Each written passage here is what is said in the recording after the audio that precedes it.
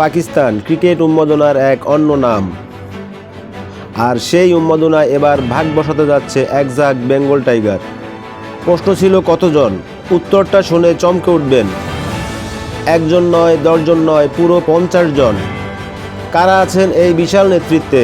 যখন অভিজ্ঞতার কথা আসে তখন একটাই নাম সবার আগে আকাশে প্রতিধ্বনিত হয়, সাকিব আল হাসান। রেকর্ড যার নিত্যসঙ্গী। 2,20,00,000 পাকিস্তানি রুপির ক্যাটাগরিতে তিনি একা নন, সাথে আছে মিস্টার ডিপেন্ডেবল মুশফিকুর রহিম। আর চমক হিসাবে যোগ দিয়েছেন জাকির হাসান। কিন্তু আসল লড়াইটা তো আরও গভীরে। বাংলাদেশের 3 ফরম্যাটের 3 সেনাপতি, শান্ত, লিটন আর মিরাজ, তারা কি এবার পাকিস্তানের মাটিতে উড়াবেন লাল সবুজের পতাকা?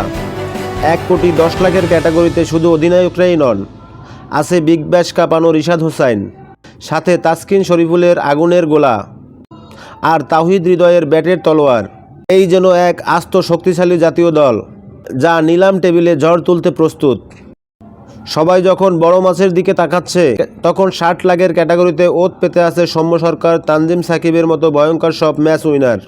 এই তালিকায় নাম লিখিয়েছেন এক সময়ের পোস্টার বয় সাব্বির রহমানও। আইপিএলের আবহে এবার পিএসএলের নিলাম। ভূ রাজনীতি আর ক্রিকেটের সমীকরণ কি পাল্টে দেবে বাংলাদেশি ক্রিকেটারদের ভাগ্য?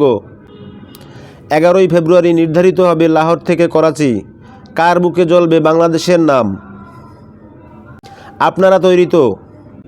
কারণ এবার লড়াইটা শুধু ব্যাটে বলে নয়, লড়াইটা হবে নিলামের টেবিলে। Mohammad Bappi, Glamour sports.